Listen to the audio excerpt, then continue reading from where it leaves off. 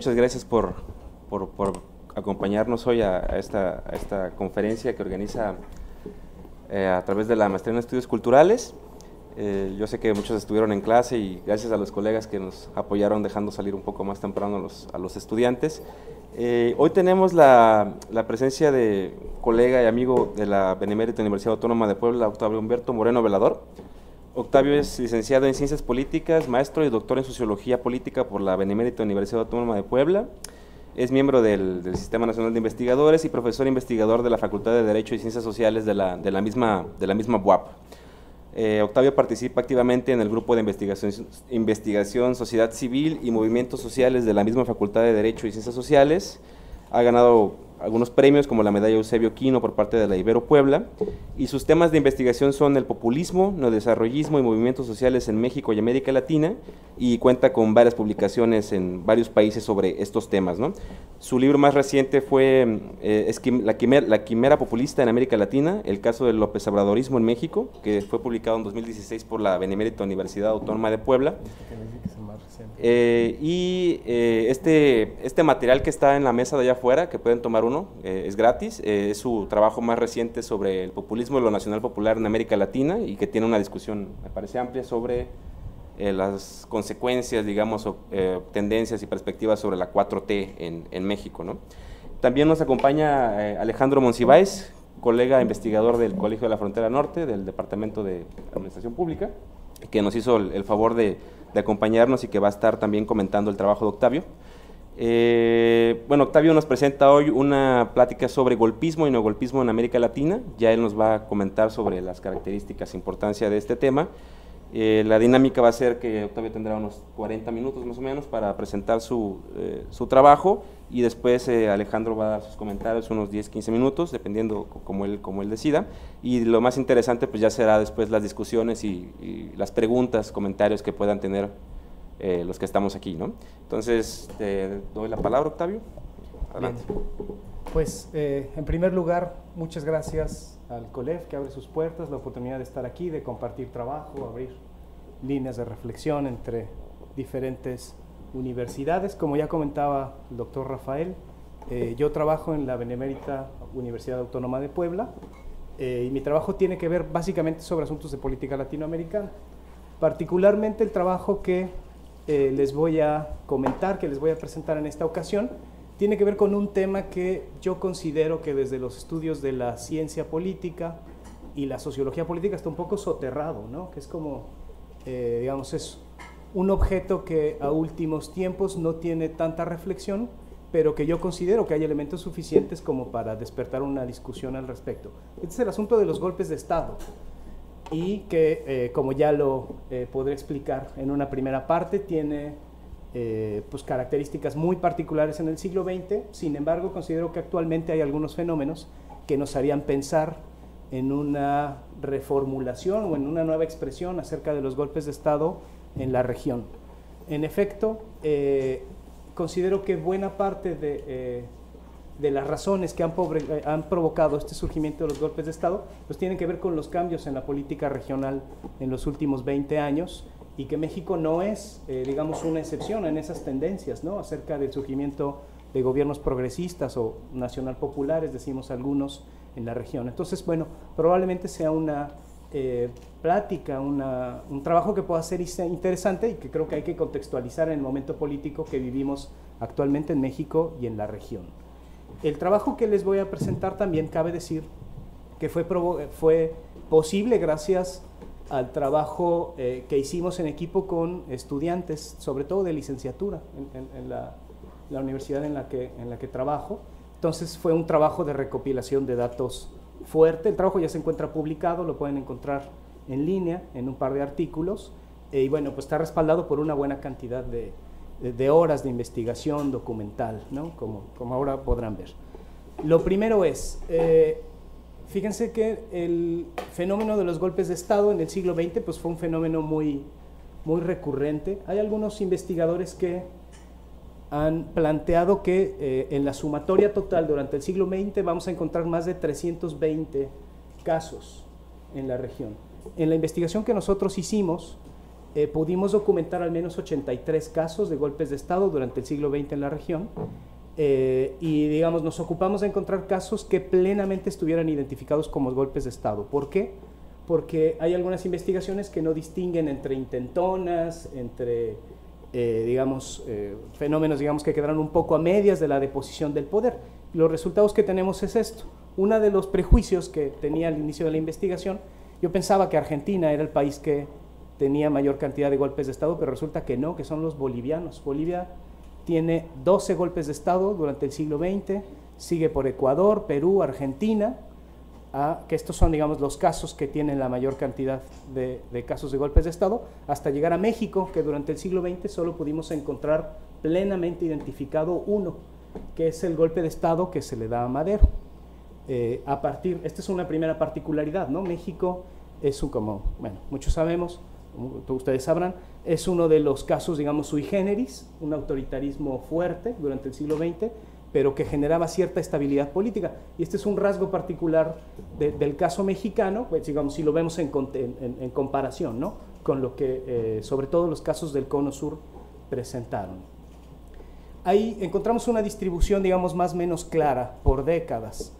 Tenemos que la mayor cantidad de golpes de Estado en la región se presentan sobre todo en las décadas entre la década de los 20 y los 30 y posteriormente entre los 60 y los 70. Aquí la explicación histórica que encontramos más factible pues tiene que ver en primer lugar con los efectos que produjo la Gran Depresión económica del año 28-29 y que provocó una serie de recambios en los gobiernos de la región con efectos muy importantes, y posteriormente, décadas 60-70, lo que encontramos fue pues precisamente justo a la política internacional del enemigo interno, y este conflicto bipolar que había en el mundo pues también provocó una buena cantidad de casos. Entonces, miren, como se puede ver en la gráfica, tenemos dos picos importantes de este fenómeno.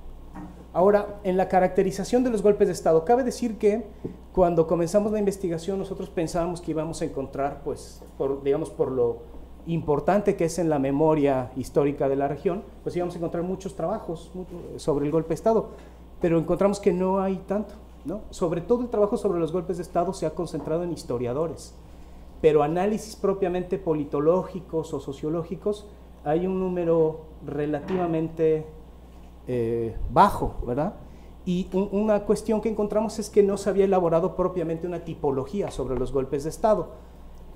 Analizando el universo que encontramos, fíjense que encontramos una característica central, que es que la mayor cantidad, esta gráfica es muy clara a ese respecto, de golpes de Estado que se presentaron en el siglo XX eran básicamente golpes militares, ¿no? Es decir, eran los militares el actor central en la ejecución del golpe de Estado. Después vienen golpes que mezclaban entre controles cívicos y militares, 7 con actores civiles, y bueno, así progresivamente. Pero pues es muy claro el predominio de la existencia del ejército como el actor central en la ejecución del golpe de Estado.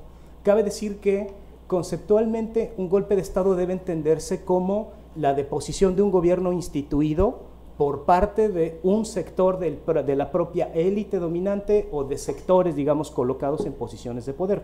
El golpe de Estado, digamos que es un fenómeno de deposición de poder que viene desde el propio poder. Este es un asunto muy importante de distinguir para poder distinguirlos de otro tipo de fenómenos de caída de poderes. En estos días hemos visto, por ejemplo, que en Ecuador hay una presión social muy fuerte, pero no es un movimiento que venga desde el propio poder, sino más bien es un fenómeno que viene de movimientos políticos y civiles, de manera que no puede catalogarse como un golpe de Estado, ¿no? El golpe de Estado viene de dentro de la estructura del propio poder, y en el siglo XX fue predominantemente militar.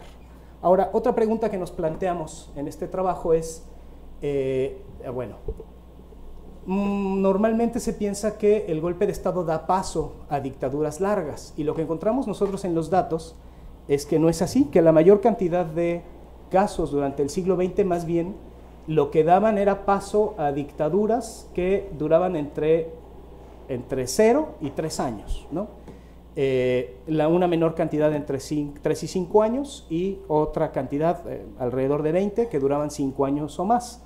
Es decir, los golpes de Estado no estaban necesariamente vinculados al establecimiento de un poder, por ejemplo, dictatorial, digamos, largo. Más bien, las deposiciones y los cambios en los sujetos, ¿no?, y los actores de poder tenían una duración corta. La mayor cantidad lo encontramos en esa cantidad. En la última columna vemos los casos de 5 años o más, y aquí es donde podemos colocar, por ejemplo, a muchos de los dictadores que pues conocemos, ¿no?, de manera cotidiana. Estamos hablando de Uriburu, estamos hablando de Pinochet, estamos hablando de estos dictadores que pues pasaban bastante tiempo en el poder. Sin embargo, hay una buena cantidad de actores que se colocaban en el poder y que solo duraban muy poquito tiempo, ¿no?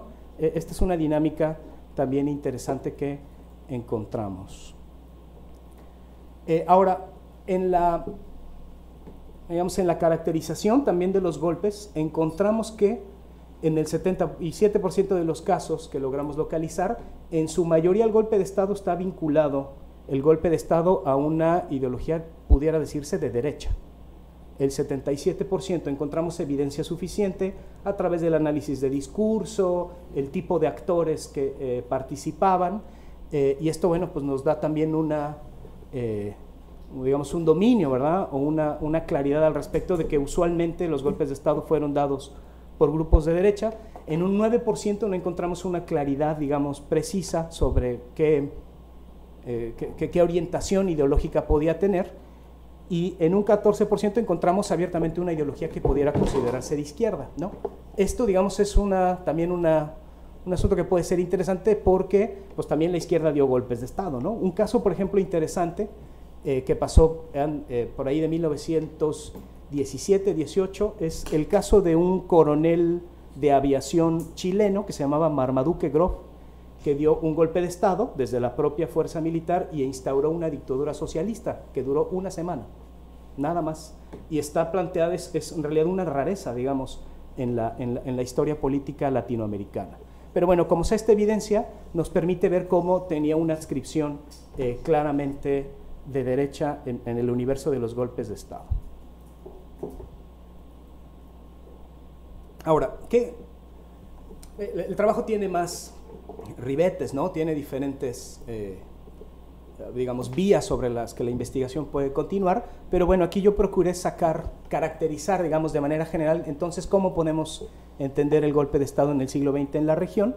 Y lo primero es decir que, pues, el golpe de Estado fue un fenómeno muy frecuente en nuestra región durante el siglo XX. Los casos que tuvieron mayor cantidad de golpes de Estado son Bolivia y Ecuador, y que se concentraron entre los 30s y los 40s, y los 60s y los 70s. El actor y el tipo fundamental de golpe de Estado que vimos en el siglo XX fue el militar. Son los militares el actor central en la mayoría de los casos, y la instauración de dictaduras pues era, digamos, temporalmente corta, entre 0 y 3 años, y como ya les decía, está más vinculado con la ideología de derecha que con la izquierda. Ahora, hasta aquí, digamos, una caracterización general de lo que fue el golpe de Estado en el siglo XX, y digamos, el trabajo fue más allá, al intentar plantearse si es que a partir del año 2000, en nuestra región, podríamos hablar de la existencia de golpes de Estado. Si bien en el estudio del siglo XX tuvimos, bueno, pues suficiente, un universo grande, digamos, para poder investigar, tenemos que en el siglo XXI, pues hablamos solamente de la existencia de 8 casos, en los que incluso tuvimos que considerar no solamente golpes de Estado exitosos, plenos, como en el siglo XX, sino encontramos 8 en los que algunos fueron fracasados y otros exitosos. Aquí el asunto que me parece interesante para el debate y la reflexión es el que el golpe de Estado, como estuvimos acostumbrados a verlo en el siglo XX, con las características que ya planteé, ha cambiado, ha mutado. Hay una serie de cambios en la realización o digamos, en la experiencia de este tipo de fenómenos que nos haría plantearnos cómo es que también cambian las dinámicas políticas. Los casos que consideramos están en orden, digamos, temporal, es Venezuela en 2002, en Haití en 2004, Bolivia en 2008, Honduras 2009, Ecuador 2010, Paraguay 2012 y Brasil 2016. Como verán, algunos fueron fracasados, otros exitosos. Ahora voy a pasar a una parte de la exposición en los que voy a comentar muy brevemente cada uno de los casos para manera de poder distinguir las características de estos. A ver, el primer asunto aquí es que en las nuevas experiencias los militares dejaron de ser el actor central en los golpes de Estado. Cada día vemos cómo digamos, ha sido un actor menos relevante en la política regional.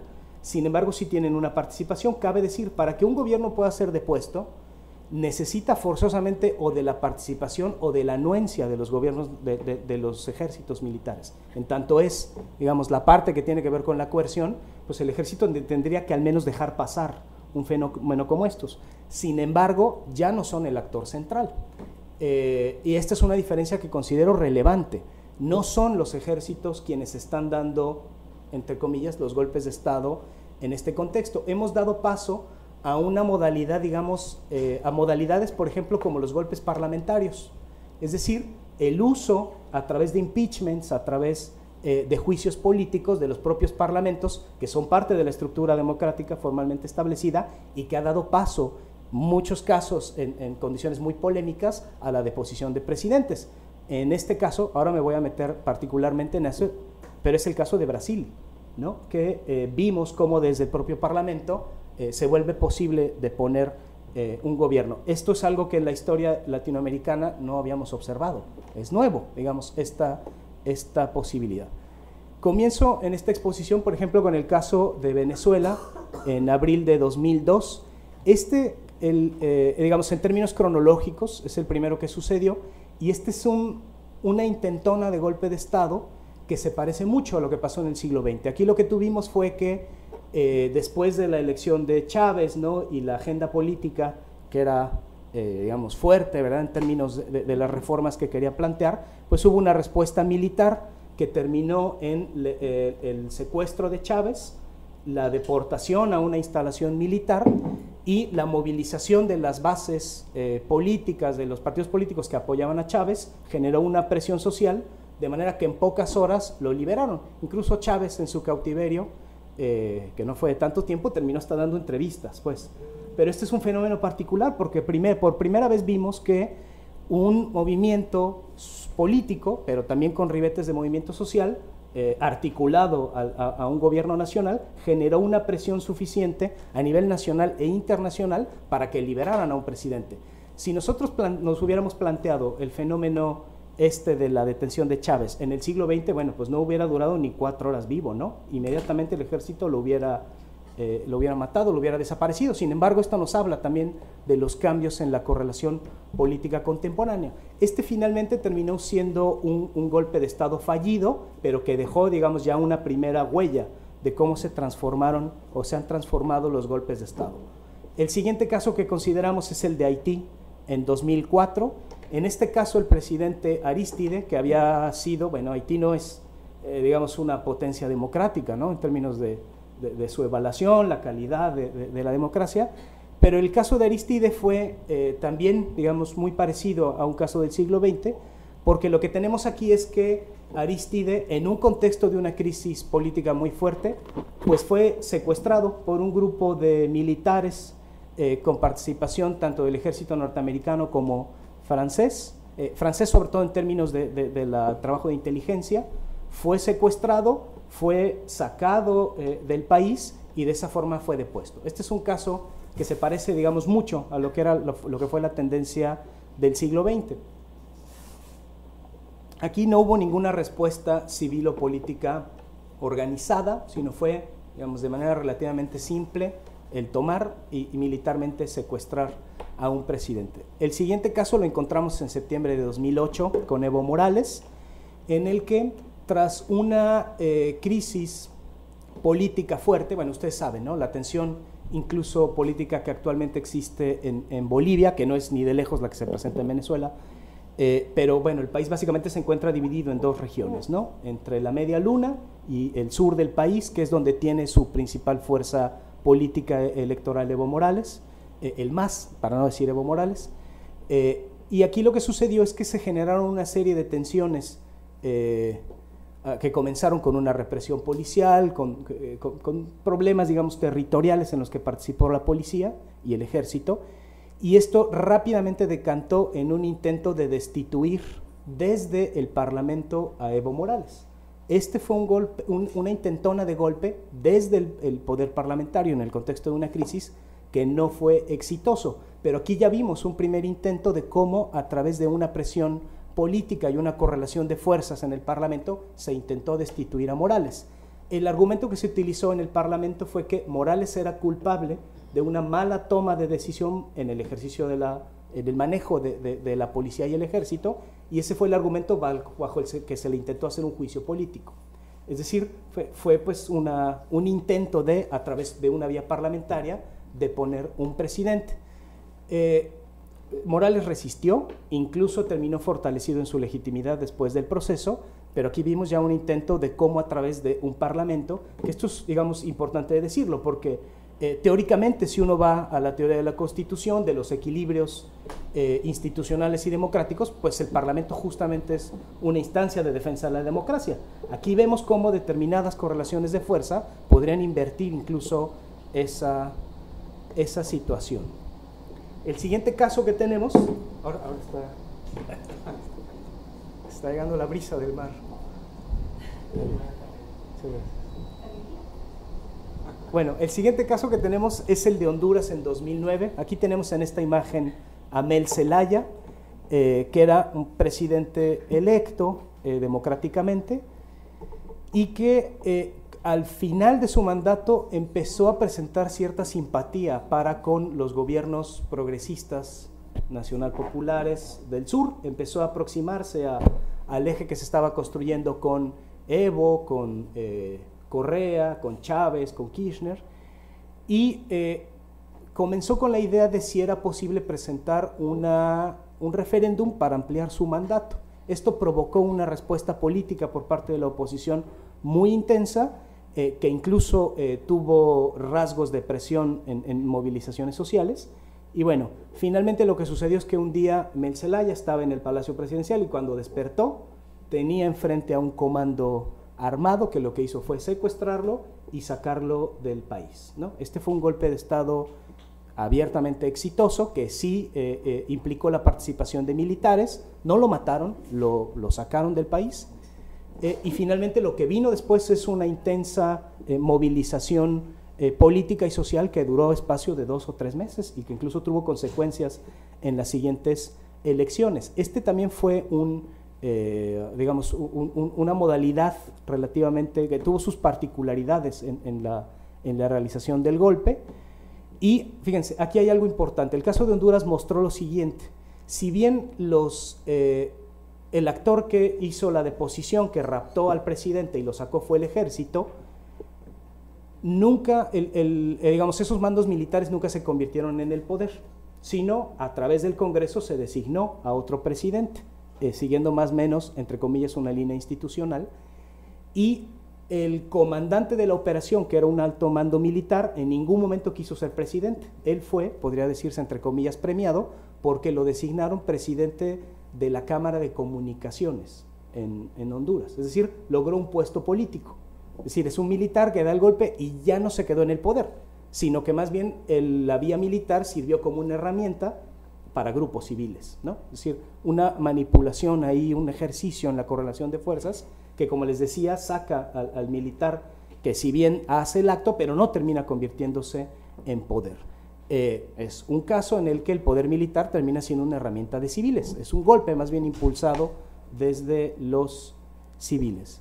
Los siguientes 2 casos tenemos a Ecuador en 2010 y Paraguay en 2012.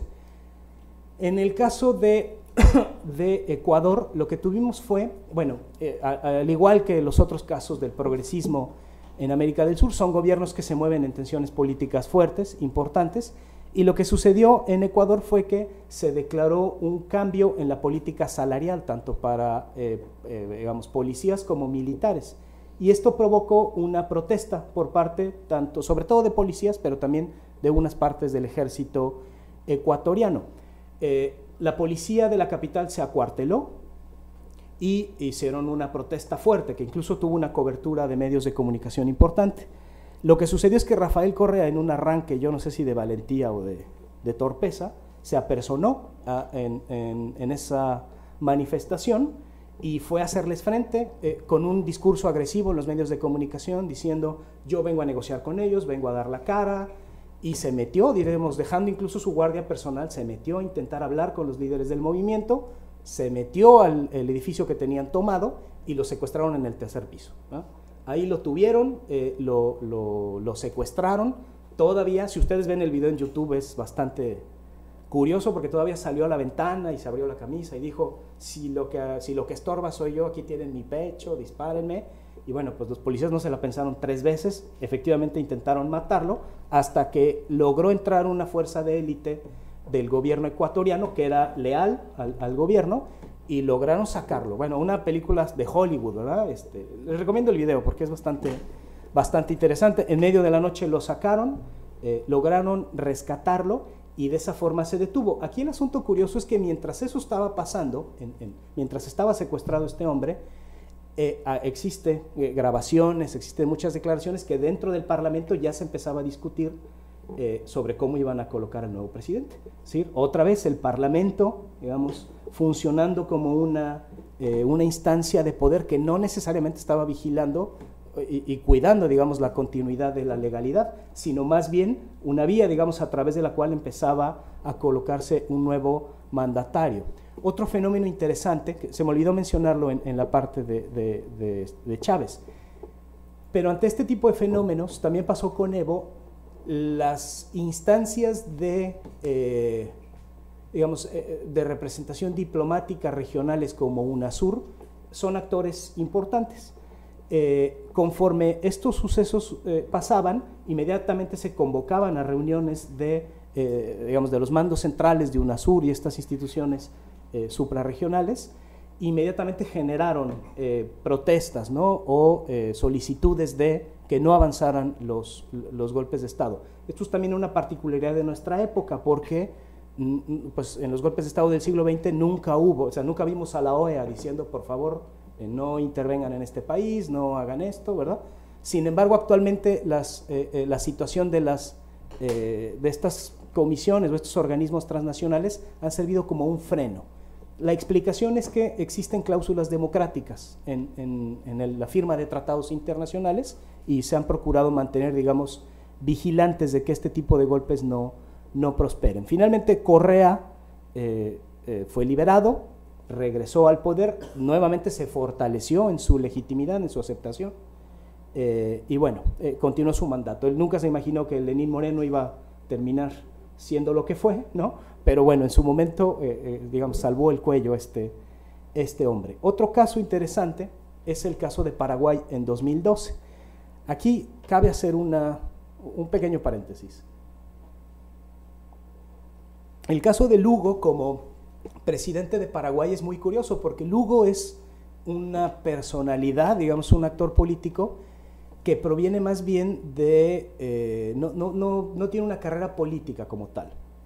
Este hombre era un activista que incluso tenía vínculos con organizaciones religiosas a favor de los derechos humanos, ¿no? Digamos, es alguien, se diría en la ciencia política, era un free rider, ¿no? Era alguien que no estaba en la estructura propiamente política. Sin embargo, este hombre, gracias a una coalición amplia de movimientos y partidos de izquierda, utilizando incluso las cifras de un partido chiquitito que aparecía, la chiquillada, diría Fox en México, ¿no? Un partido chiquitillo que aparecía por ahí, una coalición de diferentes movimientos, partidos, logró armar una candidatura común. La particularidad del caso de Lugo, él entró, digamos, dentro de esta lógica de los gobiernos progresistas, pero en términos políticos, en el Parlamento tenía muy poco apoyo. ¿Por qué? Porque la coalición que él armó, una vez que entró en el gobierno, pues se dispersó y empezaron a tener agendas particulares, es decir, no tenía mayoría en el Congreso. Y justamente ante un caso de una presión política por sucesos de violencia, de manera parecida a como le pasó a Correa, pero ese fue fallido, a Lugo también le levantaron cargos por irresponsabilidad política.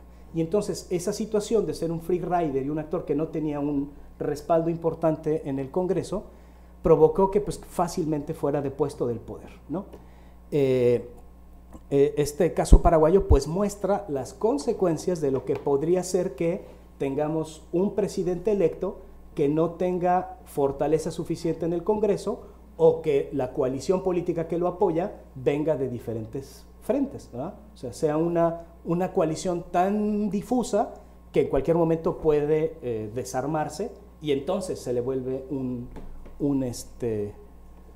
pues se le vuelve un obstáculo, ¿no? Se puede volver un arma de doble filo. Este es el caso paraguayo, finalmente fue depuesto, se nombró un presidente interino y después se armaron nuevas elecciones. El siguiente caso es el caso de Brasil, que pasó en agosto de 2016.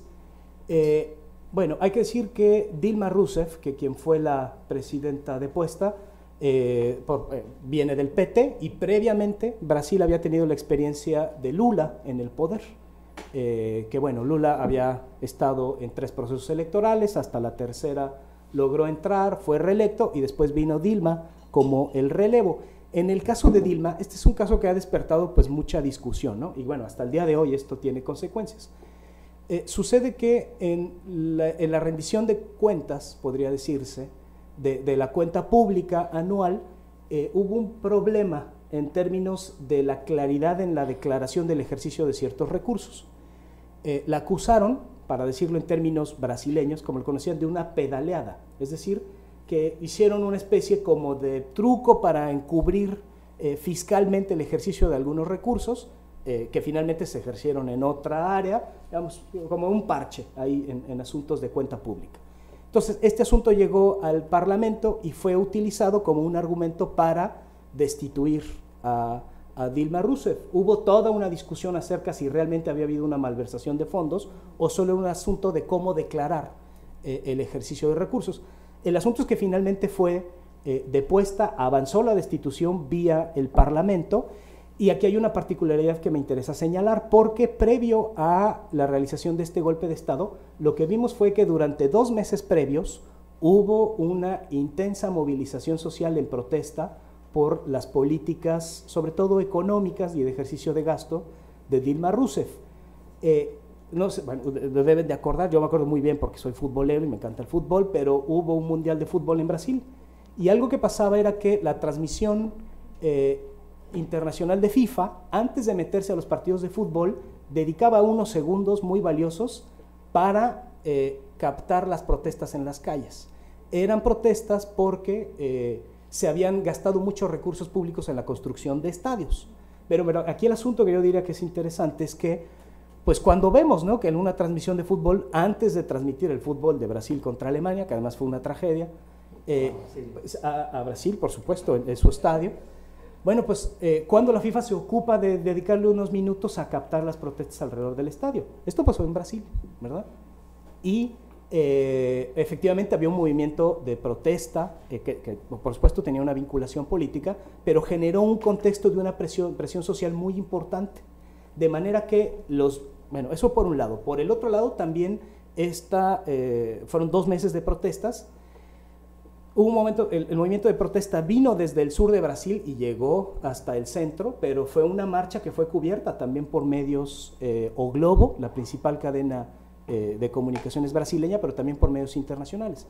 Entonces, de manera que lo que quiero decir es que se generó un ambiente de predisposición y presión social muy importante a través de los medios de comunicación para dar visibilidad a la protesta.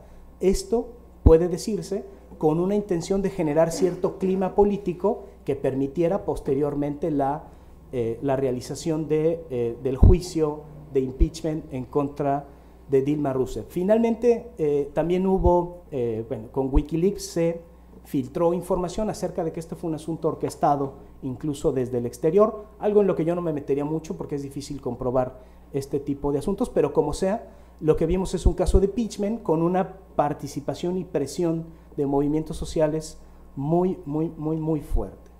Bueno, con este caso de Brasil, este es el último que voy a abordar, el de Venezuela en 2017. Este fue un caso interesante y que tiene una relación con el caso brasileño que les acabo de plantear. En 2017, en Venezuela, habida cuenta de la muy complicada situación que tiene este país, política, económica y socialmente actualmente, vimos el surgimiento de un movimiento de protesta social muy importante, las famosas guarimbas. No sé si alguno de ustedes recuerdan el fenómeno. Las guarimbas son cortes de ruta, cierres de calles por barrios, pero que tuvo la particularidad de que sobre todo se presentaron en barrios de clase media alta.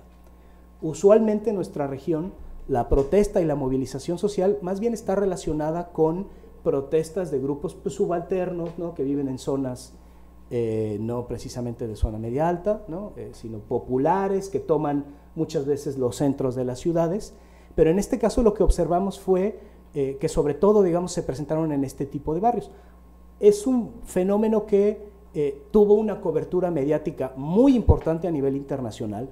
Incluso yo recuerdo que en este momento pues, veía CNN como una fuente de información y aparecía un conductor que tal vez algunos lo recuerden aquí, que se llama Fernando del Rincón, que en México tenía un programa que se llamaba Duro y Directo, que era un pasquín ahí tremendo, pero bueno, que ahora está trabajando con CNN. Entonces aparecía Fernando del Rincón y decía, estamos en la esquina de no sé qué y no sé qué, de Caracas y Bolívar, y en este momento se está desarrollando un corte de ruta, tenemos una guarima. Entonces la toma de CNN se abría y no había nadie, ¿no? Entonces 15 minutos después volvía la cobertura y decía, bueno, ahora sí, es que esto está ardiendo, y cuando abrían la toma, pues ya aparecían 3 señoras con una cacerola, ¿no? Y después de una hora, que digamos estaba al aire, pues ya aparecían por ahí 20 personas, ¿no? Esto para hablar, digamos, del tipo de cobertura que se daba. Pero además pasó algo también interesante, que es que, miren, normalmente en el estudio de los movimientos sociales, la protesta, usualmente este tipo de fenómenos, la gente cuando protesta con lo que tiene a la mano. La cartulina, la piedra, el paliacate antigases, ¿no? Digamos, es gente que no está organizada propiamente, sino que genera una protesta, se generan ciertas condiciones y pasan a ocupar espacio público. Sin embargo, en este tipo de casos, incluso las fotos, por eso las coloco ahí, eran muchos de ellos grupos que incluso estaban equipados para poder hacer la protesta, ¿no? Usaban casco, usaban máscaras antigases, tenían un uso abierto de teléfonos celulares. Era un asunto organizado y que se podía presumir en la investigación, en la observación, de que más o menos era un asunto organizado. Esto es algo también, digamos, curioso en nuestra región, justamente porque la protesta social, más bien en nuestros entornos, está asociado a otro tipo de tendencias, ¿no? Finalmente el fenómeno de las guarimbas no llevó a nada, ¿no?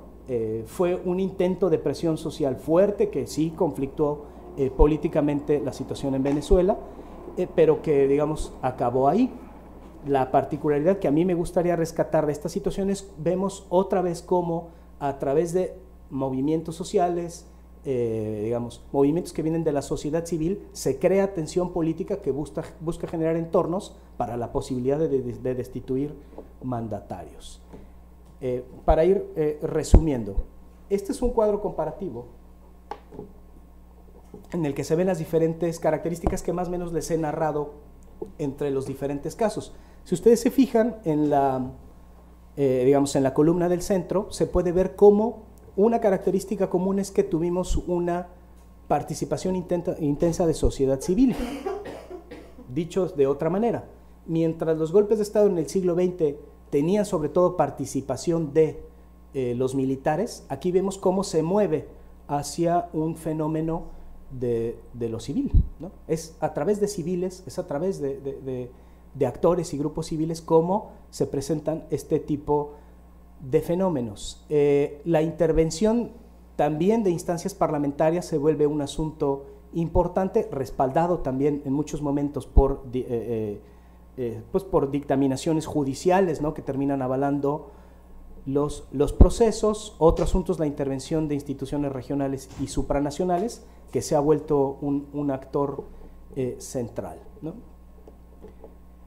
Ahora, planteo yo, digamos, este sería en términos como propiamente de la discusión.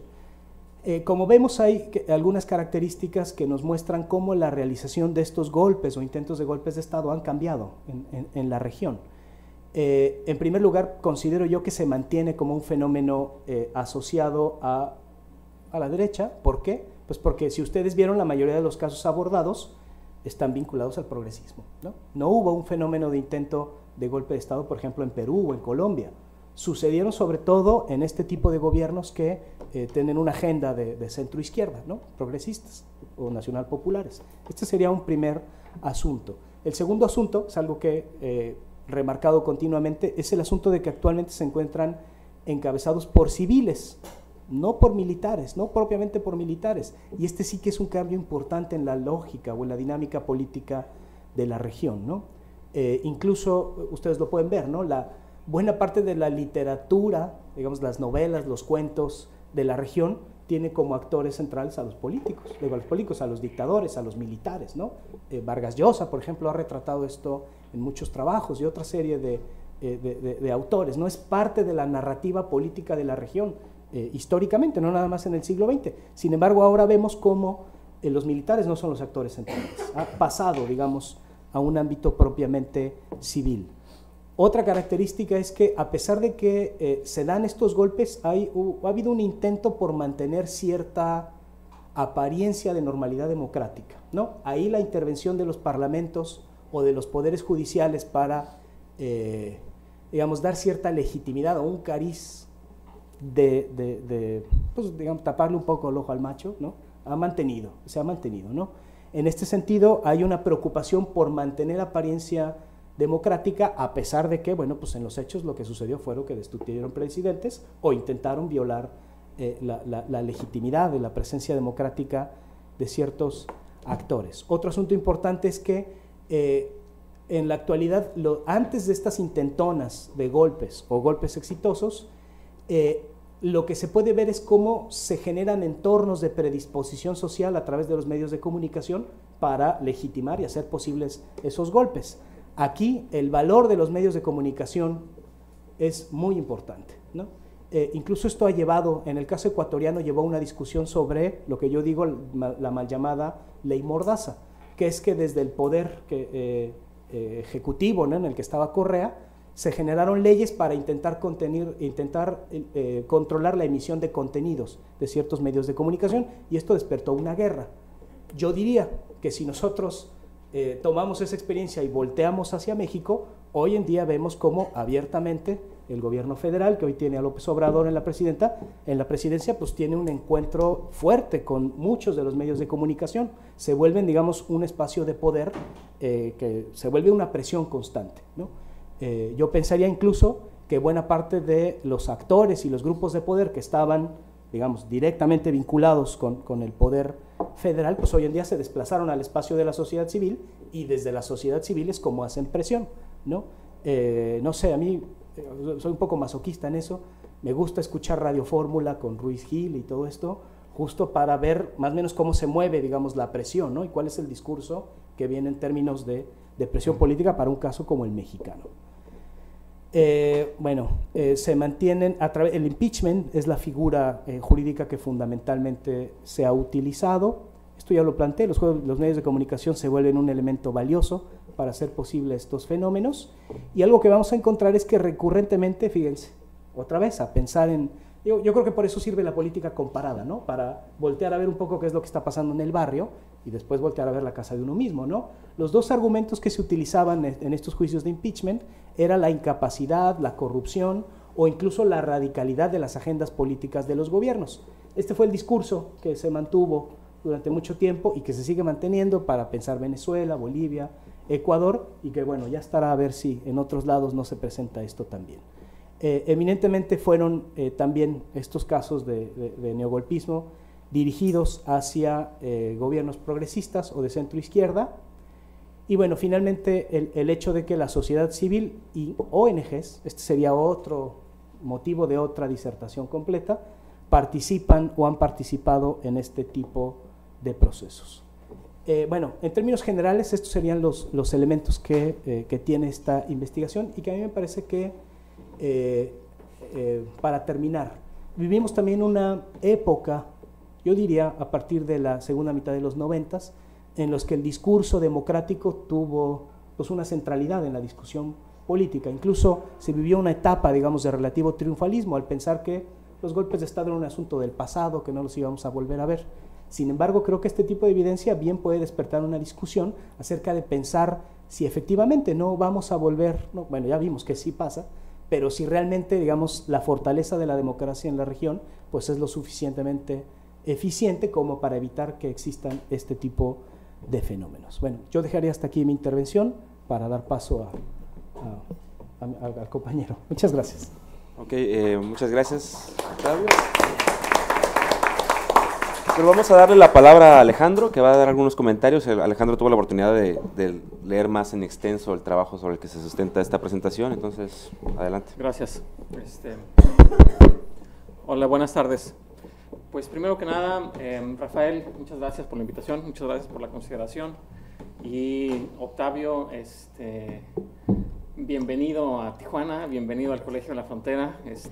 Gracias por compartirnos esta conferencia, esta ponencia. Yo encuentro de manera personal, profesional, académica, muy estimulante que también en el Colegio de la Frontera se discutan estos temas que son atinentes a problemas de política y construcción institucional en América Latina, que no se limitan a lo que sucede en México o a lo que sucede a nivel subnacional, sino que tiene otra escala. En ese sentido, haré algunos comentarios, serán muy breves, muy puntuales, con la intención también de escuchar las opiniones de la audiencia, que creo que anticipo que puede haber preguntas y comentarios que vale la pena escuchar también. En primera instancia, Octavio, pues estamos en una sala en la cual el público predominante son estudiantes y estudiantas de posgrado, de maestría y doctorado. Yo quisiera que nos compartieras cuál ha sido la experiencia analítico-metodológica de construir esta investigación. Desde lo que yo podría decir es que se trata, tanto el artículo que nos compartes como la exposición, de un ejemplo de una investigación de extraordinaria calidad en el campo de la política comparada o de la sociología política comparada. Y en particular creo que tu exposición nos muestra de una manera muy solvente cómo se realiza investigación cualitativa desde la política comparada. Este es un estudio cualitativo en el sentido clásico del término, tal como se entiende en la ciencia política. Es una conferencia, un artículo que se procede a partir de darle centralidad a los debates teóricos sobre el concepto de interés, los golpes de Estado, enfocándose posteriormente en la discusión de este concepto y en su definición explícita, su operacionalización en alguna medida, y a partir de ahí, de haber identificado qué se entiende por golpe de Estado, cómo se observan los golpes de Estado, el artículo procede, Octavio, a hacer una clasificación a partir de los casos empíricos en el tiempo y analizar los procesos que son de interés contemporáneo, ilustrando estas dinámicas en las cuales se puede observar en la realidad esa cosa, para usar términos politológicos, ese animal que es el golpe de Estado. Ok, entonces creo que sería interesante que ante esta audiencia, sobre todo de estudiantes de posgrado, nos explicaras cómo lo hiciste, o sea, cómo aprendiste a hacer esto, ¿sí? Porque se nota, digamos, un oficio bastante desarrollado en estos términos. Ahora bien, en términos más sustantivos, en términos más acerca del contenido, quiero hacer una consideración general, una contextualización del debate y dos observaciones particulares y puntuales. La contextualización se refiere a lo siguiente: en una área recóndita de la ciencia política y de la política comparada, que se llama el estudio de las democracias, el estudio comparado de las democracias a nivel mundial, a nivel, digamos, que abarca países y lo que acontece al interior de los países y con las instituciones de esos países, se reconoce actualmente que estamos en una fase que se ha llamado la tercera ola de autocratización. Es decir, después de una tercera ola de democratización que tuvo lugar a partir de finales de los 70s y que tuvo su punto álgido a mediados de los 90s, el número de democracias en el mundo se quedó estable, se quedó estancado, y en casos muy significativos se observan ya regresos tangibles en algunos países a partir de distintos indicadores usados en, digamos, de manera consensuada en la comunidad internacional. En este contexto de autocratización, lo que se reconoce justamente es que existen estos nuevos procesos en los cuales ya no observamos estos cambios drásticos de régimen, sino que el proceso de erosión democrática tiene lugar de manera gradual, sutil, casi imperceptible y muchas veces, o en la mayoría de las ocasiones, en el marco de lo legal, ¿sí? A partir de las instituciones establecidas se dan los retrocesos. Siendo el contexto, yo creo que la investigación que nos presentas es sumamente relevante, sumamente actual, ubicada plenamente en el debate contemporáneo. Y en ese mismo sentido, y haciendo los honores a nuestro invitado, yo quisiera presentar algunas objeciones y algunas invitaciones a reflexionar. En primera instancia, como reacción general, como desde hace tiempo, todo concepto que empieza con neo, hay que invitar a preguntarse qué es realmente lo que está ahí, ¿no? Porque hasta el presidente de México habla de neopostliberalismo, o sea, eso ya es como que, en fin, pero el punto es que el prefijo neo suele estar paradójicamente demasiado ubicado en un cierto contexto. Entonces hubo el mundo de los golpes de Estado y luego el mundo posterior de los golpes de Estado, que ahora son neo, y no sabemos cuándo empieza, cuándo termina, y concretamente qué es lo que se está observando como tal.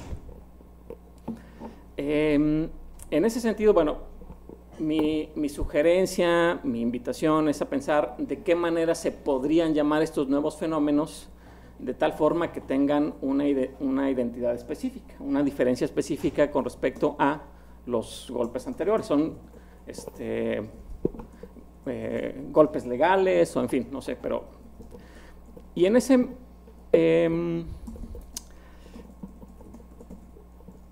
ese mismo contexto yo expreso mis dudas acerca de la adecuada definición operacional de neogolpismo. Es decir, queda clarísimo el tipo de actores que están involucrados en los golpes que tú describes, en antes y después, o antes y ahora, y sin embargo, lo que yo percibo es que, conforme lo indica la literatura, los golpes de Estado implican una ruptura violenta, drástica, inmediata del orden institucional. Y lo que tú nos describes como nuevos golpes de Estado son, en su gran mayoría, casos en los cuales la destitución presidencial tiene lugar a través de las reglas vigentes. Es el caso de Paraguay y es sobre todo el caso de Brasil. Yo soy de los que no comparten la idea de que Brasil es un caso de golpe de Estado. Dilma fue destituida legalmente. Creo que lo hicieron de manera muy inmoral, fue un proceso injustificado, perpetrado por actores de dudosa calidad moral, acusados de corrupción, etcétera, etcétera. Pero en sentido estricto, desde el punto de vista de en qué medida la destitución presidencial se da en un contexto de ruptura del orden institucional, el de Brasil no es tal. Y en ese sentido lo digo, no tanto por disputar la clasificación de un caso, sino por invitarte a reflexionar acerca de cuáles son las coordenadas específicas de esto que tú llamas neogolpismo. Y voy este será el primero, voy a la otra parte de este comentario ya para ir cerrando, es que estos fenómenos de golpes y neogolpismo y procesos de destitución legal de los presidentes, otros autores, principalmente Aníbal Pérez Liñán, lo han llamado o han hablado de procesos de destitución presidencial como reflejo de una permanente inestabilidad política y debilidad institucional en países de América Latina. Y en ese sentido se atribuye, además a los intereses de los actores de derecha, por ejemplo, de algunos otros actores, también el rol que desempeña el propio diseño institucional de los sistemas presidenciales, que hace demasiado rígido el proceso de echar para afuera a una autoridad electa, pero que está, digamos, cuenta con poco apoyo parlamentario, puede contar con poco apoyo popular, puede estar perjudicando intereses muy importantes, en fin. Pero es el propio sistema presidencial el que de alguna manera facilita que la gente diga, bueno, ¿cómo le hacemos para quitarnos a sin tener que esperar 4 años a las siguientes elecciones? Entonces, en este contexto de la rigidez institucional, ¿qué tan apropiado es hablar de neogolpismo que recurre a vías legales y parlamentarias? Y finalizo. La otra parte de este proceso de autocratización, que no está contemplada en tu ponencia, que no está contemplada en el artículo, pero que creo que vale la pena también reflexionar un poco acerca de esto, se refiere justamente a lo que hacen los presidentes cuando evaden el golpe parlamentario. ¿Qué pasó con Correa? ¿Qué pasó con Chávez? ¿Qué ha pasado con Evo? No pasó con Zelaya, en fin, son presidentes que a su vez son responsables de procesos de erosión democrática desde el poder, ¿sí?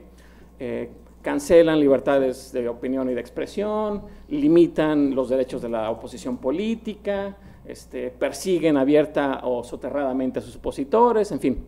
Entonces hay la erosión democrática perpetrada por los golpistas parlamentarios, por así decirlo, pero también la erosión democrática perpetrada por los titulares del Ejecutivo. Y así como nota al pie, si tuvieras oportunidad, te pediría que nos comentaras de qué lado de la clasificación colocas tú al caso de Baja California. ¿Qué tipo de golpe es, ¿no? Entonces, muchas gracias. Muchas gracias, Alejandro. Muy buenos comentarios, muy buenas preguntas. Dijeran en el box, hay tiro. Bueno, entonces yo sugiero que contestes estas preguntas primero y después ya abrimos la discusión para quien tenga alguna observación, crítica, comentario, pregunta, ¿no? Bueno, bueno, sobre la cuestión metodológica, sí, como lo planteaste, es un ejercicio de política comparada. Hay una diferencia porque la primera parte, bueno, el trabajo está publicado, lo podrían ver, digamos, ¿no? En la red.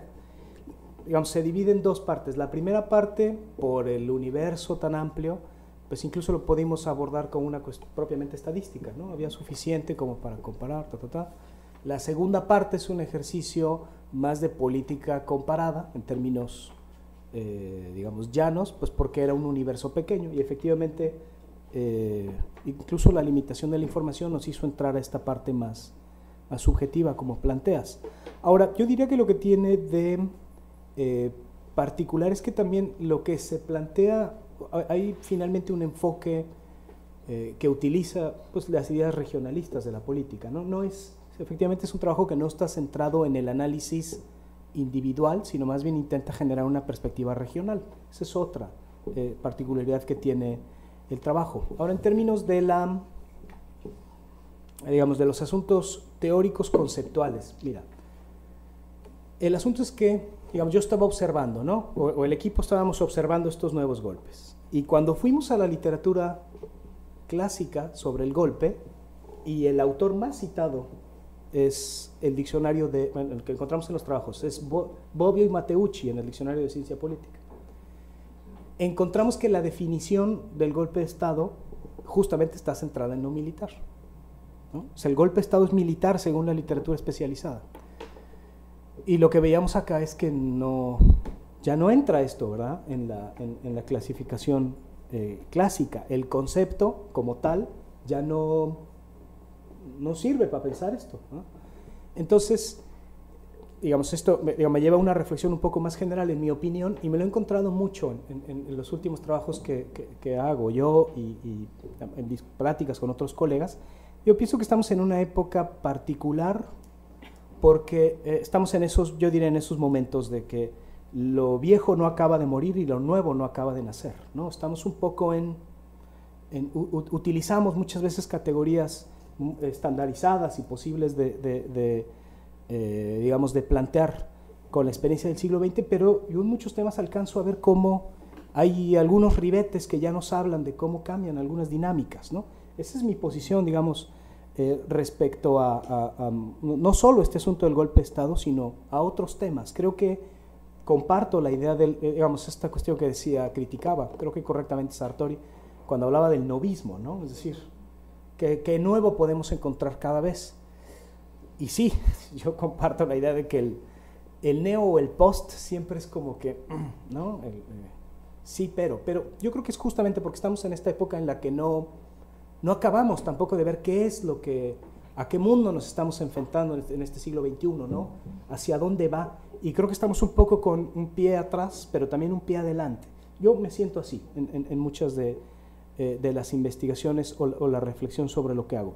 En términos, y respondiendo al cuestionamiento, me parece bien, sobre el neogolpismo, fíjate que hay la buena parte de primero, sobre, yo digo, los nuevos golpes de Estado, la mayor investigación se ha hecho por parte de abogados. Esto es algo interesante.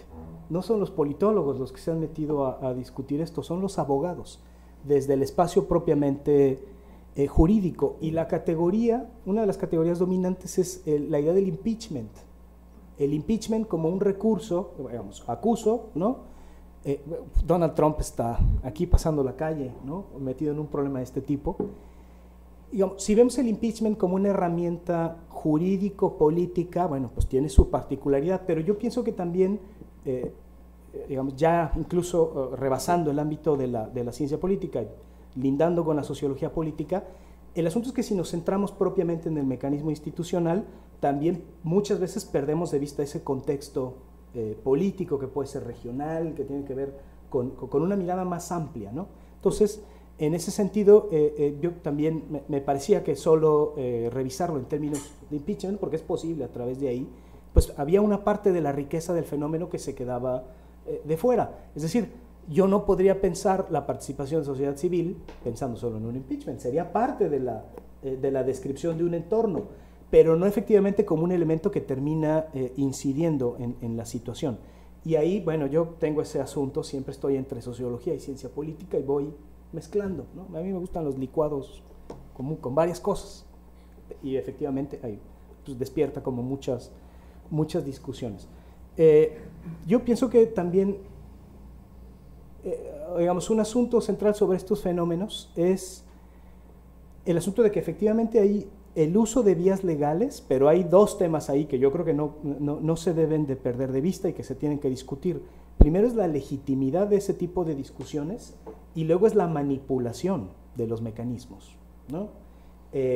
Como insistí varias veces, si tenemos un presidente, que hay todo un asunto, ¿no? Seguimos teniendo regímenes presidencialistas, y sí, pero si ese presidente tiene una correlación de fuerzas en el Parlamento que le es adversa, y bueno, a los usos y costumbres de nuestras democracias, pues son perfectamente capaces de manipular este tipo de procesos institucionales, en tanto no existe esa, no quiero decir madurez, porque eso suena como muy gringo, ¿no?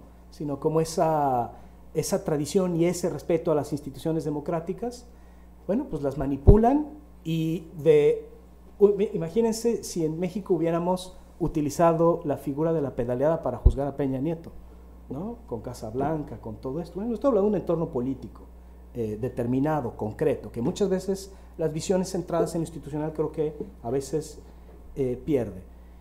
Y sí, podría leerse también, finalmente después de ya lo decía yo mismo, después de las intentonas, incluso los presidentes se volvieron más poderosos, pero pues ya en un entorno de correlación de fuerzas en las que el respeto al orden pues ya se había quebrado, ¿no? Y efectivamente es tanto como de uno del otro lado.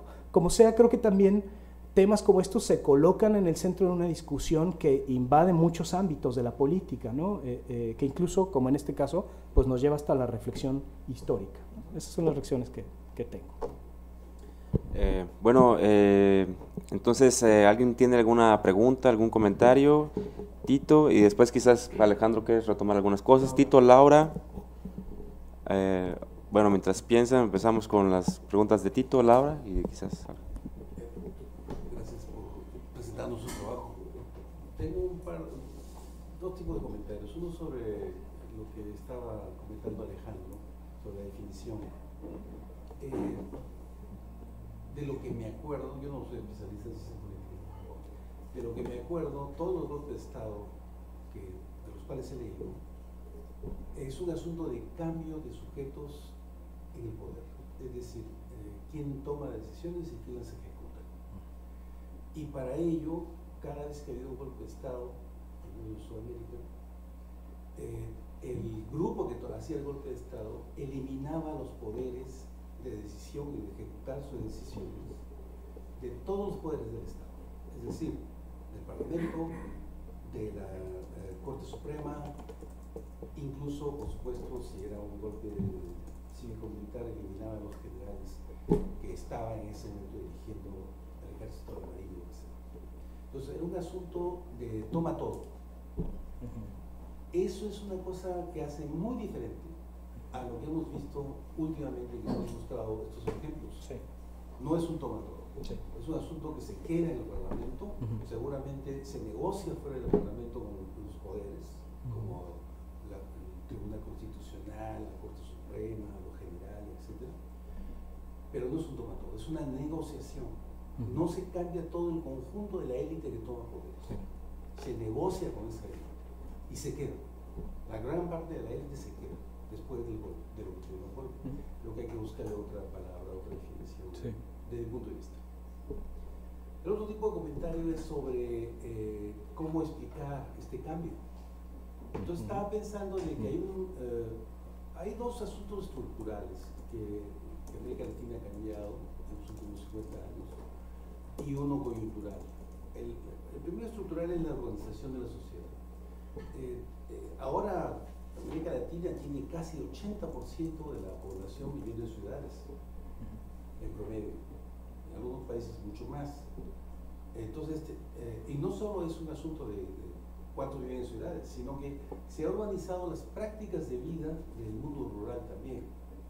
Entonces, ahora hay mucho acceso a información desde polos que ya no tienen la hegemonía del discurso. Hace 40 años Televisa imponía el discurso de quién eran buenos y malos. Ahora es imposible. Digo, poco a poco ha ido cambiando eso. El mundo que antes era un mundo rural ahora está lleno de estaciones de radio microregionales que construyen un discurso diferente a los que vienen desde las grandes ciudades. Eso se puede ver en cualquier parte del mundo andino, por ejemplo. Hay montones de manifestaciones regionales. Bueno, entonces la urbanización de la sociedad significa una capacidad de desviaciones respecto de la élite que pretende tomar el poder con un golpe. Entonces la élite lo considera cada vez más. Yo creo que hay ahí un cambio fundamental en el balance de poder que ha ido poco a poco ocurriendo en todas las sociedades latinoamericanas. Hay como un mayor temor desde la élite de lo que puede hacer la masa. Y lo hemos visto ahorita cuando creo que Lenín Moreno se equivocó en su balance porque no entendió este temor que la élite cada vez más tiene sobre lo que hace la población cuando está molesta. La otra cosa, ya se me fue la segunda cosa estructural. Bueno, la cosa estructural es, sí, la segunda cosa estructural es de que cada vez más hay una capacidad de controlar las decisiones desde la esfera internacional.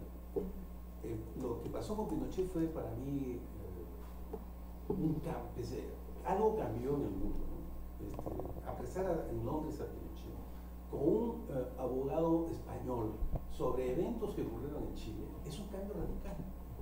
O sea, yo creo que también las élites toman en cuenta eso y tienen temor de que les pase en los siguientes 10 años algo que no quieren. Entonces se cuidan más las formas legales para poder defenderse después legalmente. Yo creo que eso también ha ido cambiando poquito a poquito, pero creo que es un cambio estructural. No hay vuelta para atrás. En ese sentido es estructural.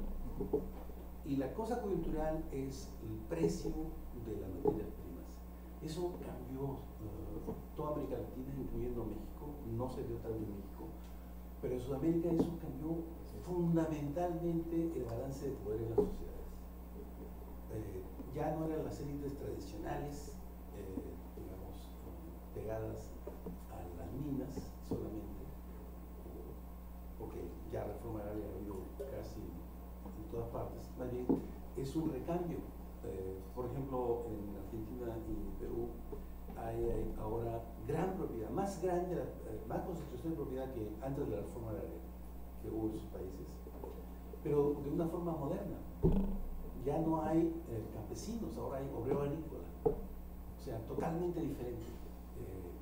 Bueno, lo que digo es de que hay una acumulación de capital subregional, no en todas las regiones, pero en cada país. Ya no es solamente la capital que tiene acumulación regional de capital, digamos, y eso le da poder a estas regiones. En Perú es muy claro con las regiones mineras, pues que son las que más han peleado contra los presidentes desde hace 20 años. Entonces, eso también hay que tomarlo en cuenta para entender por qué razón ahora ya no puede el ejército simplemente llegar y sacar al presidente. O sea, tendría que enfrentarse a un montón de gente que además está organizada en las regiones, que tiene además capacidad económica. Todo eso es muy importante, creo yo, para entender estos cambios que tú has mostrado, y te agradezco por eso. No sigo tanto los periódicos, pero te agradezco haber hecho ese resumen. Laura.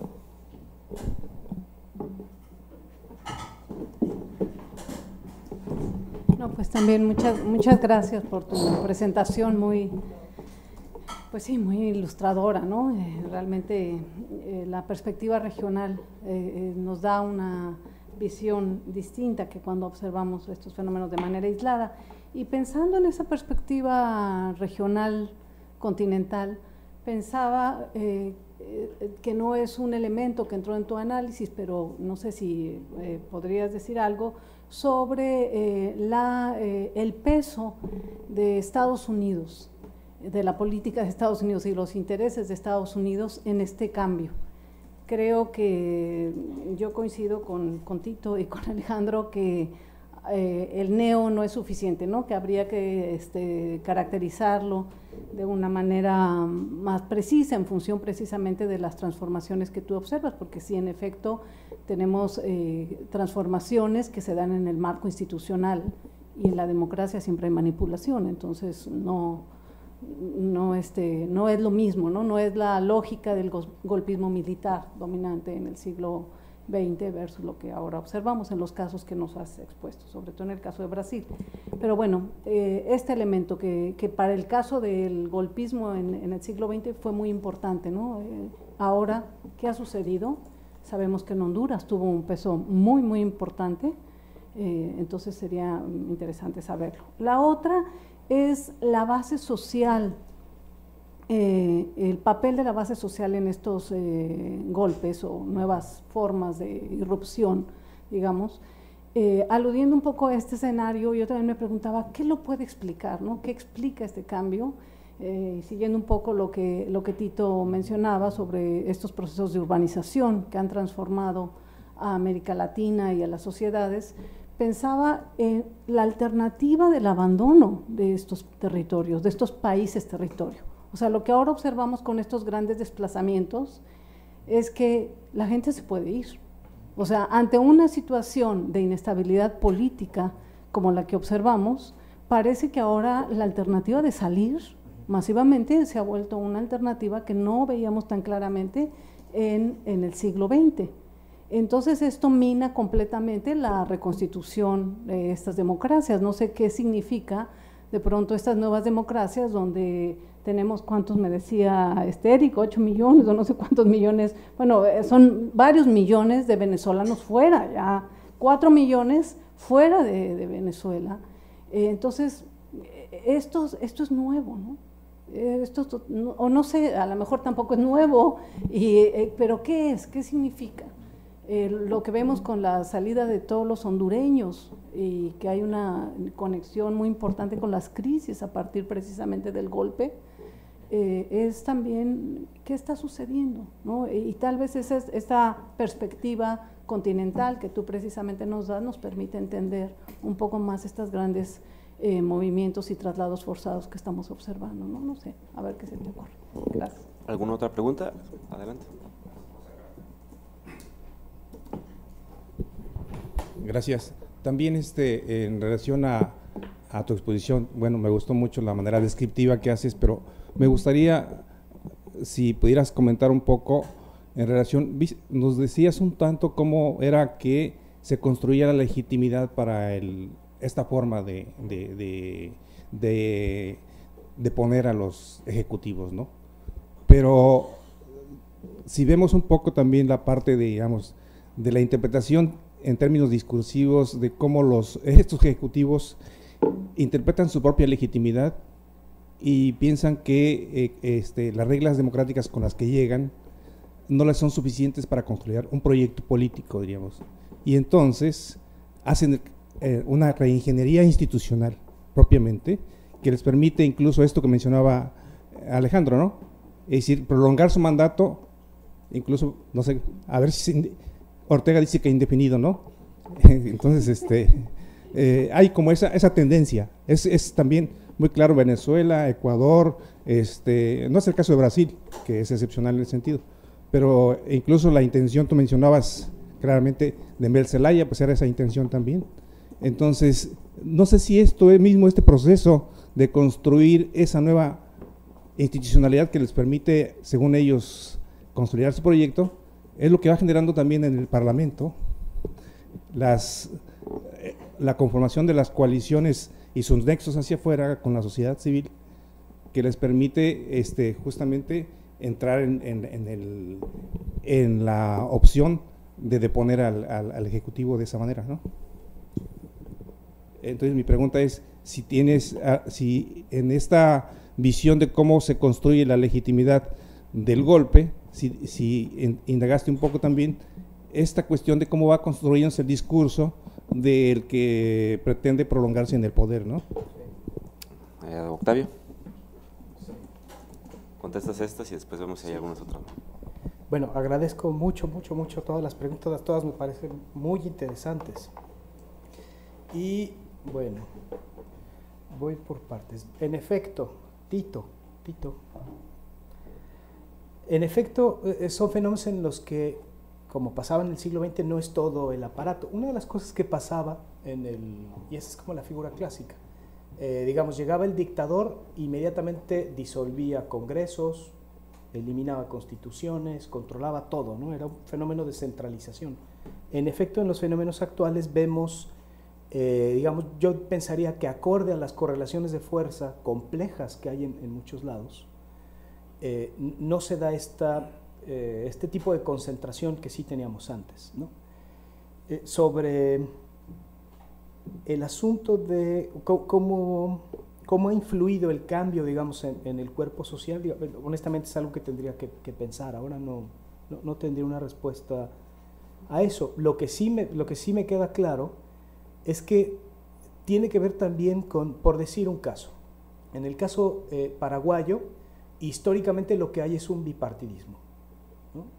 Dos partidos que se han mantenido constantes en el poder y que la emergencia de un sujeto como Lugo, sin una tradición política, sin un partido con una ideología clara, sin, digamos, toda esta tradición, permitió armar esa coalición y entonces en cualquier momento se deshace, ¿no? Es decir, hablamos de fuerzas políticas que un poco, y esto en todos los casos de la región, vinieron a cambiar o darle un sentido diferente a la política en estos estados.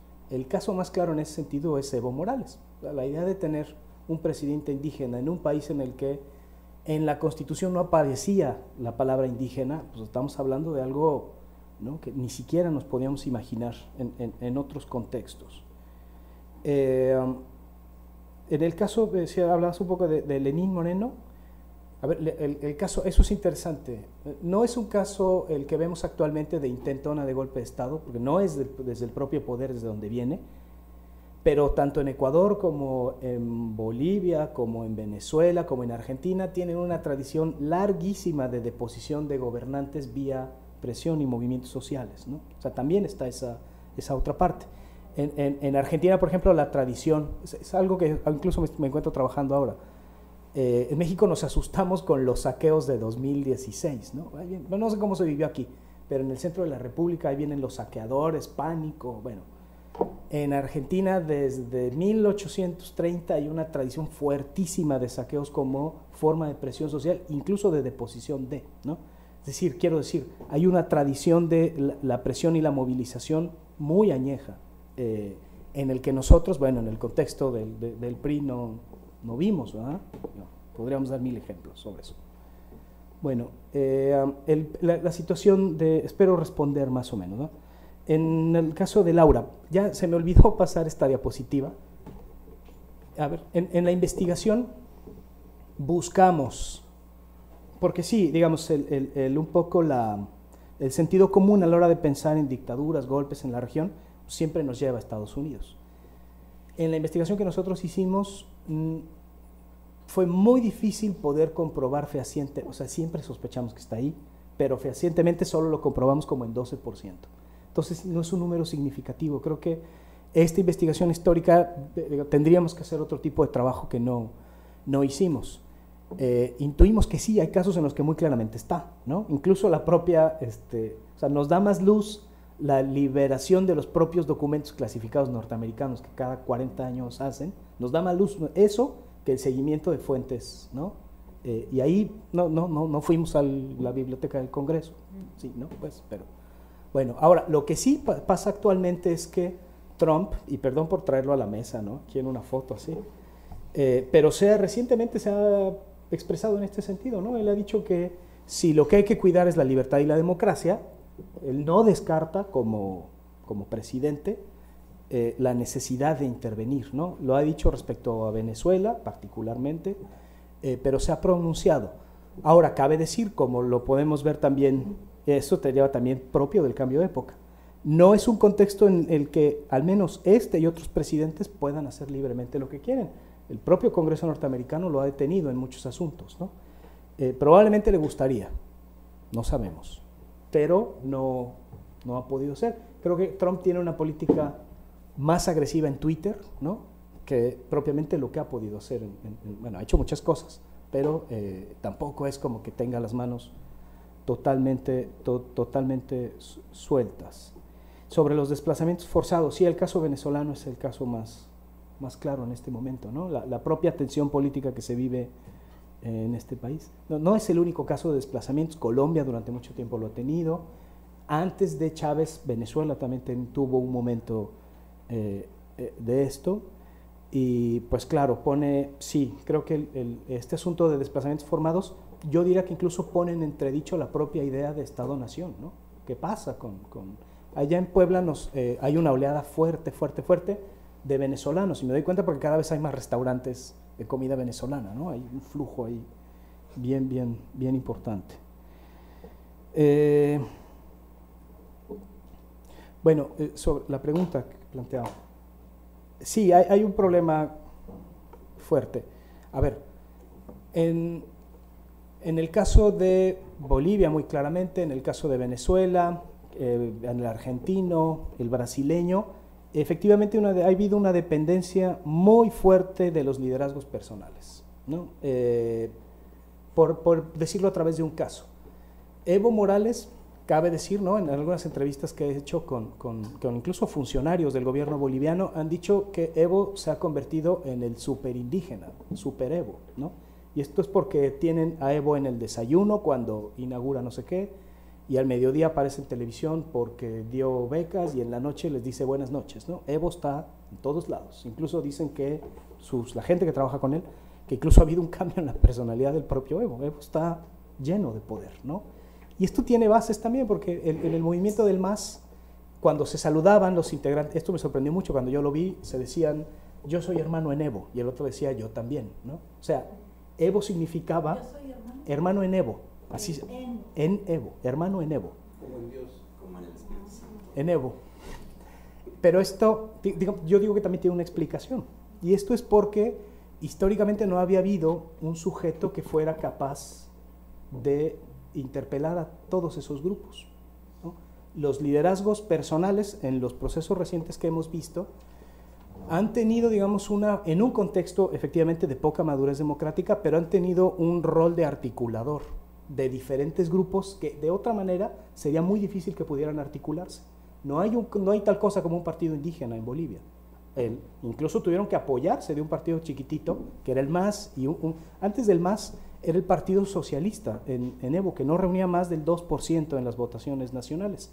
Utilizaron esas siglas, pero la figura de Evo como líder, él no es indígena puro, pues él tiene, digamos, estaría mixto racialmente, pero esta figura lo que hizo fue permitir articular. Lo mismo pasó con Chávez, que articulaba diferentes grupos, lo mismo ha pasado con Kirchner, pero yo creo que en este sentido hay que plantearse la pregunta sobre, por un lado, que el asunto de los liderazgos pues son un fenómeno propio de la política a lo largo de la historia, ¿no? Es decir, hasta donde yo he escuchado, nadie se ha quejado de Winston Churchill cuando decía, pues es que sobreviviremos y soportaremos. Bueno, es un liderazgo que tiene legitimidad por otras razones, ¿no? Es decir, tiene una función. Y en este tipo de casos, cuando hablamos de fuerzas políticas que articulan grupos tan distintos, grupos que no estaban en el poder, ha tenido una función. Ahora, ¿esto tiene problemas? Pues por supuesto que sí, ¿no? Evo sí ha tenido, ya perdió un referéndum porque tenía intenciones de volver a reelegirse, y de plano las bases del MAS le dijeron, no, ya no queremos más Evo, ¿no? Y bueno, va a volver a ser candidato, ¿no? El asunto es que ya hay un claro declive de las votaciones del MAS en sus propios territorios, ¿no? Es decir, la propia población está diciendo no. Esto es algo que le pasó a Chávez también, cuando Chávez intentó llevar adelante bueno, si se acuerdan, que intentó declarar la República Socialista de Venezuela, también la consulta le dijo no. Es decir, también son liderazgos que han tenido la propia sociedad ha detenido muchas de esas ambiciones. Yo pienso que es también un fenómeno que hay que verlo históricamente, porque hablamos también de muchos grupos que históricamente no han tenido una representación como sí lo han tenido otros grupos en las diferentes sociedades. Ahora, por decirlo en otros términos, y en mi experiencia personal, yo soy simpatizante de Morena, pero me acuerdo que cuando Andrés Manuel le dio el infarto, ¿no? Y este asunto de Morena venía apenas formándose, pues honestamente toda la gente que estaba involucrada o dijimos, bueno, ¿y si Andrés Manuel se muere, pues ahora qué? ¿No? Y eso es algo que pasaría ahora. Si el liderazgo de Andrés Manuel dentro de esa estructura de Morena, si desaparece Andrés Manuel, no tenemos una figura política que pueda sustituirlo. Es decir, hablamos del mismo fenómeno, ¿no? Y en ese sentido, pues evidentemente ha sido claro que un obstáculo, claro que un límite para la democratización y para la institucionalización, no solo de partidos, sino de gobiernos. Es clarísimo. Y de ahí la tendencia a la formación en muchos momentos de autoritarismos, ¿no? Esto es verdad, ¿no? No hay como decir que no. Y digo, yo cuando lo veo aparecer todos los días a las 6 de la mañana, ¿no?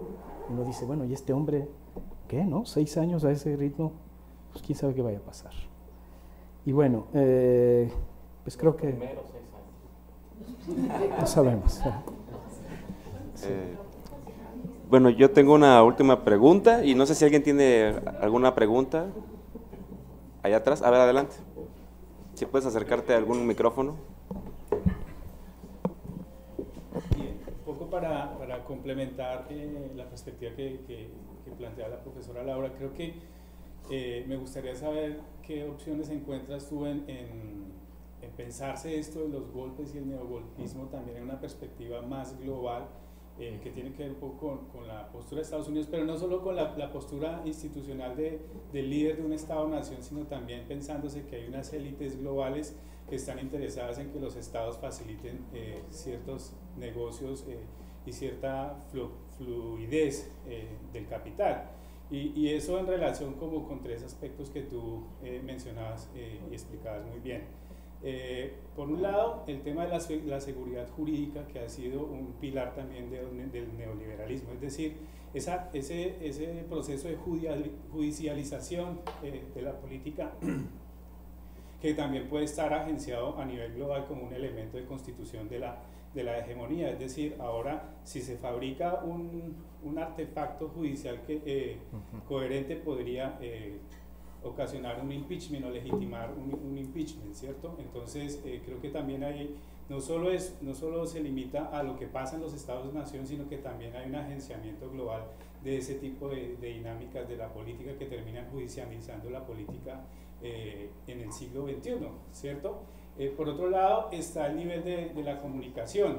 No creo que sea solamente que los medios de comunicación han sido restringidos o que son más fuertes o más débiles de acuerdo a lo que decía un mandatario en algún estado, sino que estamos también en una nueva posibilidad de constitución de narrativas de esas hegemonías. Fíjense que a pesar de que en los días que acaban de suceder en Ecuador, a pesar de que se restringió la señal de Telesur, de que los medios de comunicación oficialistas, por decirlo en esos términos, no querían transmitir la crisis, pues finalmente todos nos terminamos enterando porque en las redes sociales es posible ahora que fluya esa información y de una u otra forma eso trastoca las posibilidades de la hegemonía en el Estado-nación. Y en un tercer nivel, lo que tiene que ver con los militares, creo que también ha habido una suerte de domesticación de los militares, y no es que estén ausentes, sino que ahora se ponen tras la foto. Fíjense que la foto de Maduro o la foto de Lenín Moreno son muy parecidas, y es el presidente sentado y rodeado, digamos, de estos guardianes militares que simbolizan que aún el poder, que aún ostenta el poder, ¿cierto? Y ese es un mensaje que también se manda al mundo, es decir, este presidente en el mundo es reconocido porque aún los militares están ahí, digamos, garantizando que tiene el poder. Entonces no sé qué reflexiones podrías... ¿Alguna otra pregunta? Bueno, yo tengo entonces la pregunta última. Yo creo que es muy interesante lo que planteas, y creo que varias de las cuestiones que te han señalado tanto Tito, Laura, Alejandro, los demás colegas aquí, y que tiene que ver con lo que tú decías, ¿no? Por ejemplo, esto de que lo viejo no termina de morir, lo nuevo no termina de nacer, ¿no? Porque pareciera ser que uno de los problemas quizá de esta discusión es que está esta cuestión de la democratización y que se dio por hecho, ¿no? Entonces realmente pareciera ser que los nuevos golpes, ¿no? O esta forma, digamos, civil, parlamentaria, es este uso antidemocrático de los procesos democráticos, ¿no? Pero que acontecen en un momento en la crisis del Estado-nación, ¿no? En todas estas transformaciones del control de poblaciones y cómo el control de la población es fundamental, digamos, para la consistencia del sistema político. Y en cierta medida también, y esa es una pregunta que te haría primera, es ¿cómo lo relacionas con esta cuestión de los populismos, ¿no? Que tú en algún momento, yo sé que tú trabajaste eso, sobre todo con el auge de los populismos de derecha, protofascistas, profascistas o meramente fascistas en Europa, por ejemplo, ¿no? Que es una forma, digamos, en la que, en el caso latinoamericano me parece, no soy experto, que digamos, la participación democrática nunca ha sido como tal, ¿no? Más que en términos procedimentales electorales. Entonces no hay como nuevos mecanismos de representación y participación, pero en cierta manera a nivel parlamentario se busca romper con este presidencialismo, ¿no? Y ahí se dan estas nuevas tendencias que tú señalas como neogolpismo, que quizás habría que ver más en términos de las transformaciones de la propia concepción de la democracia, ¿no? Quizás, ¿no? Más bien yo lo pensaría más en ese sentido. Y esta, digamos, no sé si será un término correcto, pero esta como moralización de la política, ¿no? Esta idea de, por ejemplo, AMLO, ¿no? De los poderosos, los malos, bla, bla, bla, ¿no? Que tiene un poco que ver también con esta política populista. Y de ahí mi pregunta también, la última quizás sería esto, ¿tú cómo ves estas tendencias en el caso, digamos, del López Obrador? Porque cuando tú mencionabas las características de Lugo en Paraguay, de repente sonaba un poquito parecido, ciertas, obviamente no es lo mismo, ¿no? Pero tienes un partido Morena que no sabemos si es un partido, una confederación de tribus, no sabemos bien qué es, ¿no? Y que no sabemos qué va a pasar en el Congreso, si en algún momento se van a deschavetar, se van a ir, no sé, Sergio Mayer va a crear su facción, ¿no?, extraña dentro del Congreso, no sabemos qué puede pasar con Morena, ¿no? Es una fiesta de locos, decía la canción, ¿no? Y tenemos este rol de los medios de comunicación, ¿no?, muy fuerte, ¿no?, de crítica constantemente a Morena. Y no sé si has pensado, por ejemplo, los análisis que ha hecho Roger Bartra, ¿no? Yo a veces de repente bromeando digo que el peje es el rey ajolote, ¿no? Es como estas formas tradicionales de hacer política en un momento en donde ya de repente no parecen funcionar tanto, ¿no? Y es como quedarse anclado a formas, querer reproducir formas viejas de hacer política en un momento en que ya, todo lo que te señalaba, por ejemplo, Tito, de las transformaciones dentro del espacio urbano, social, las migraciones, los movimientos de fuerza de trabajo, lo que señala Alejandro, creo que es como que, no sé, quizás lo que estoy tratando de explicar, ¿no?, es cómo situar esta idea de neogolpismo, si realmente es un neogolpismo o es más bien este proceso en el que la democracia no termina de cuajar, ¿no? Y parece que se buscan, hay como que procesos democráticos dentro del Parlamento para remover presidentes, que en cierta medida podría ser democrático, pero que no se corresponde, por ejemplo, con formas de participación y representación verdaderamente democráticas. Entonces, no sé cómo lo has pensado, ¿no? Y qué ves en el caso de AMLO, ¿no? Okay. Bueno, sí, hay una judicialización de la política, por supuesto. Esto es claro de verse, más o menos. En México, por ahí hay un conteo de que el 60% de los procesos electorales acaban juzgados.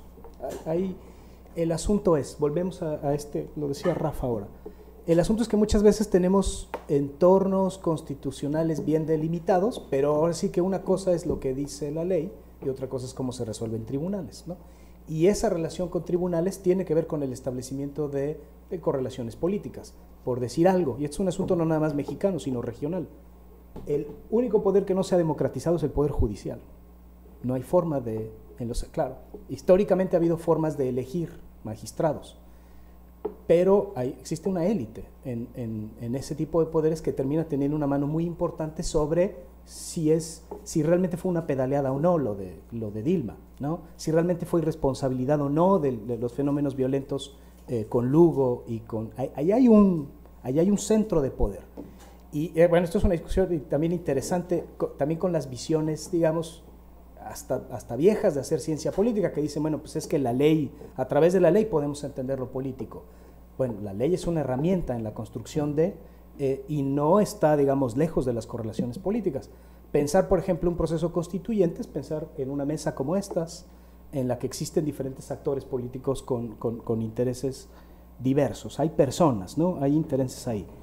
Y en ese mismo sentido, el asunto de los medios de comunicación se han convertido en un campo de batalla fundamental en la legitimidad, construcción, continuidad o deposición de un poder. Bueno, basta ver la guerra de bots, ¿no? Todos tenemos Twitter. Twitter es un espacio en el que todo el tiempo se crean y se recrean discursos, se generan legitimidades. Es fundamental. Y lo mismo, estoy de acuerdo en que hay una apertura, o ha habido una apertura en los medios de comunicación, la forma de emitir mensajes, las fuentes, pero bueno, que hay muchos lugares, por decir algo, hay muchos lugares y rincones de este país en el que lo único que llega es Televisa y TV Azteca, ¿no? Sí hay una dispersión, pero siguen siendo poderes muy importantes.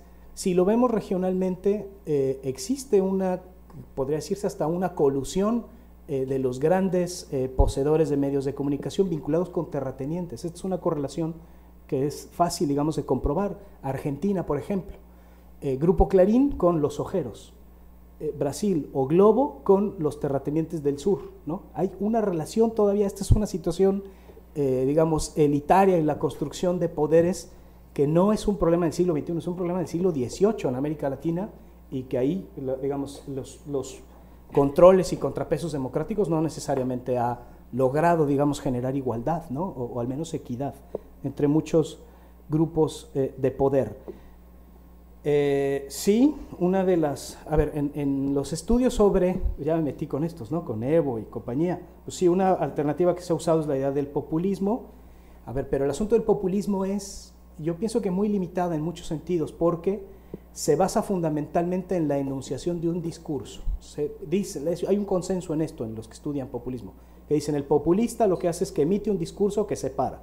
Dice buenos y malos, ricos y pobres, élites y pueblo. Y yo pienso que centrar el análisis de este tipo de personajes tan complejos, de estos gobiernos tan complejos, en el discurso es muy difícil. ¿Por qué? Porque cualquiera puede tener un discurso. Es decir, podríamos tener el día de mañana un político que diga, bueno, ahora sí va el pueblo contra el no pueblo, pero el día siguiente fácilmente mudan. ¿Por qué? Bueno, pues porque también uno de los recursos históricos de la política es la demagogia, ¿verdad? Entonces, la enunciación de un discurso no necesariamente significa la consecución de un orden institucional, ¿verdad? Y habida cuenta además de controles institucionales, correlaciones de fuerza. Entonces, yo podría ser muy populista ahora, pero mañana no. Entonces, si centramos el análisis de un régimen, un gobierno en eso, va a ser muy difícil, ¿no? Yo la verdad es que pienso que casi cualquier buen candidato tiene que ser un poco populista, ¿no? Es decir, tendría que tener forma de entablar la articulación de un grupo que le pueda significar un apoyo. Y bueno, ya para decirlo históricamente, también el populismo tuvo una forma de integración política que fue muy importante a principios del siglo XX, pero que era muy vertical, ¿no? Y bueno, este es un corporativismo, clientelismo, en México sabemos de sobra de ese asunto. Y bueno, ya para terminar, ¿qué va a pasar con Andrés Manuel? Pues no lo sé. ¿Andrés Manuel es un free rider? No. Evo, outsider, free rider. A ver, Evo era un outsider, sí, porque no venía de la estructura de partidos. Chávez también, intentó un golpe de Estado y no lo logró. Andrés Manuel no, Andrés Manuel es el animal más político, el rey ajolote más antiguo que hay, ¿no? Él tiene una historia larguísima. Andrés Manuel no es un caso de outsider, no tiene esas características, al contrario, creo que es alguien que conoce muy bien los usos y costumbres de la política mexicana, y bueno, hasta su panteón, ¿no? Hoy tenemos un panteón renovado en el discurso. Obviamente lo que está buscando es generar una articulación no solo simbólica, sino también política de su propio régimen y buscar su propia legitimidad. ¿La democracia está madura en la región? Pues por supuesto que no, nunca lo ha estado. Y yo pienso que probablemente habría que pensarlo a veces más en el terreno en donde se ha fundado esa democracia que incluso en los mecanismos constitucionales que construimos. Tenemos aparatos buenos, tenemos buenos constitucionalistas, hay buenos estudios, hay buenos equilibrios formalmente, pero ¿cómo decirlo? Uno puede tener la casa más sofisticada y bien diseñada, pero la diferencia es la gente que va a vivir en esa casa, ¿no? Entonces, si la gente va a tomar como comedor el baño y el baño como comedor, pues puede tener la casa más moderna, pero pues si no van a respetar, pues entonces pues no vamos a llegar a ningún lado. Bueno, muchas gracias. Bueno, pues muchas gracias Octavio, Alejandro, y muchas gracias a todos por haber venido, y esperamos a ver cuando tengamos otro evento como este. Y ahí están los discos afuera, si alguien quiere tomar uno, por favor. Gracias.